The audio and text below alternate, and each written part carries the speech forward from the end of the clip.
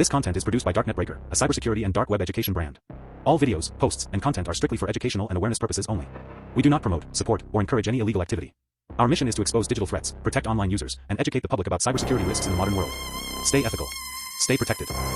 In January 2024, security researchers discovered an unsecured database holding 12 terabytes of structured data. Inside were 26 billion compromised records. This archive was categorized into 3,876 specific domain directories, containing massive data clusters attributed to platforms like Tencent, Twitter, and LinkedIn. As researcher Bob Diachenko clarified, there was no centralized data breach at any of these companies. Instead, the archive appears to be an aggregation of information stemming from thousands of historical incidents and third-party sources. This chart compares the scale of the leak against the previous year's total. Throughout all of 2023, security teams tracked a total of 8.2 billion records breached globally. This single database held more than triple that amount. Researchers categorize this structure as a compilation of many breaches, or COMP. Threat actors continuously merge historical data exfiltrations with newly harvested records to create a master database. By aggregating fragmented data across thousands of platforms, attackers cross-reference email addresses, passwords, and behaviors to build comprehensive profiles of specific enterprise targets. This cross-referenced intelligence directly feeds automated credential stuffing engines, testing known username and password combinations against enterprise access portals at high velocity. The mother of all breaches signifies the full industrialization of credential theft. Attackers are pulling decentralized edge compromises into massive, centralized threat arsenals. To understand the difficulty of parsing this volume, consider that manually verifying just one record every second would take over 800 years. At 12 terabytes of unstructured data, human review cannot function as a viable filter for threat intelligence. Enterprise incident response teams now rely on automated threat exposure frameworks, utilizing pipelines like RDB Alert to ingest and parse these massive leaks at scale. These pipelines deploy regular expressions matched to RFC 2822 standards, filtering chaotic log files to output clean email syntax. For visual data, frameworks utilize convolutional neural networks, like YOLO, scan in thousands of files to actively draw bounding boxes around digitized passports. Deploying these AI-driven parsing architectures is now a mandatory incident response requirement. Defenders must extract and verify actionable indicators of compromise before attackers can deploy the compiled data against their networks. Because corporate identity providers were not directly breached, the data had to come from the perimeter's edge. The primary vector feeding this archive is the mass harvesting of individual endpoints. This is executed through modern infostealer variants, such as Llama and Redline. These are multi-payload extraction tools designed to operate quietly on consumer and corporate devices. Traditional disk-based antivirus often misses them because these infostealers do not rely on dropping heavy executables. Instead, they scrape active processes directly in local memory. Looking at this structural cross-section of endpoint memory, we can see the malware process bypassing local storage arrays to siphon out the active session cookie and authentication tokens directly from the browser sandbox. Possessing the active session cookie allows the attacker to import the session onto their own machine.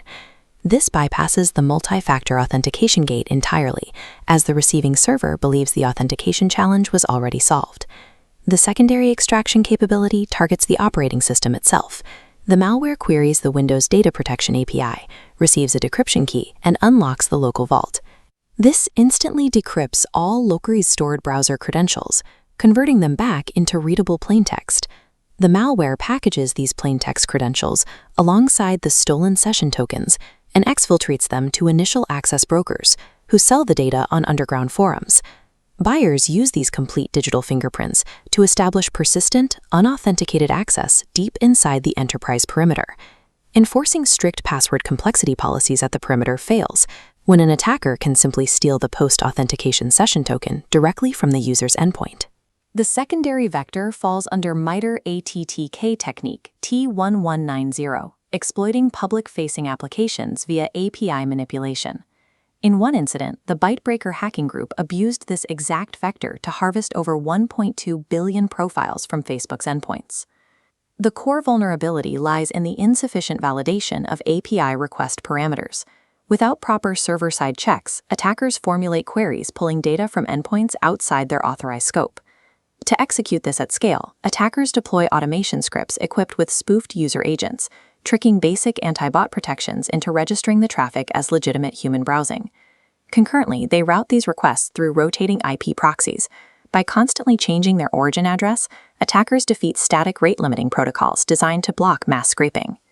Failing to enforce strict API integrity and limit data scopes effectively turns a company's own infrastructure into a mass credential harvesting mechanism for threat actors. The final vector moves away from automation to targeted human-operated backdoors, seen in campaigns like Icebreaker. Here, threat actors pose as legitimate customers experiencing account issues. This social engineering tactic bypasses automated perimeter filters by directly targeting human-operated support desks. The attacker sends a link to a supposed screenshot of their issue. Tricking the support agent into clicking this link triggers the execution of an LNK payload hosted on an external cloud service like Dropbox. This execution chain culminates in deploying Node.js implants or VBS-based remote access Trojans, such as Houdini, which silently establish a reverse proxy on the compromised machine. This radar chart maps 3 specific behavioral indicators of compromise, but security operations centers must track: anomalous API requests lacking scope, abnormal geolocations attached to valid cookies, and the execution of unrecognized LNK or VBS payloads originating from external cloud hosts. Because endpoint harvesting and social engineering bypass the central perimeter entirely, defenders must pivot detection strategies away from static network boundaries, focusing directly on behavioral identity verification.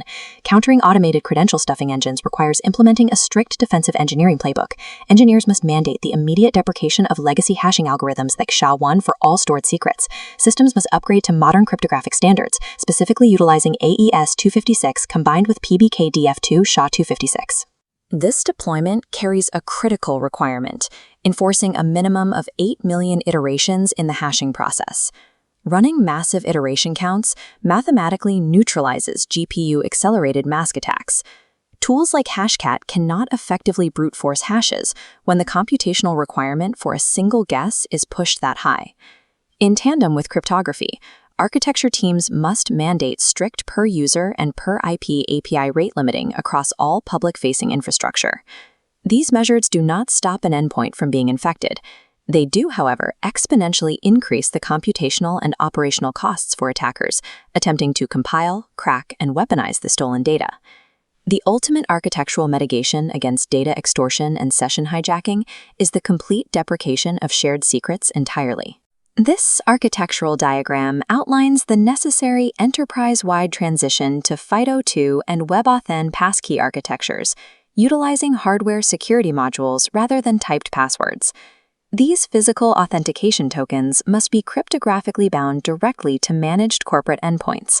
Additionally, endpoint detection and response telemetry must continuously validate the health and integrity of the endpoint holding that token, ensuring it is free of infostealer processes.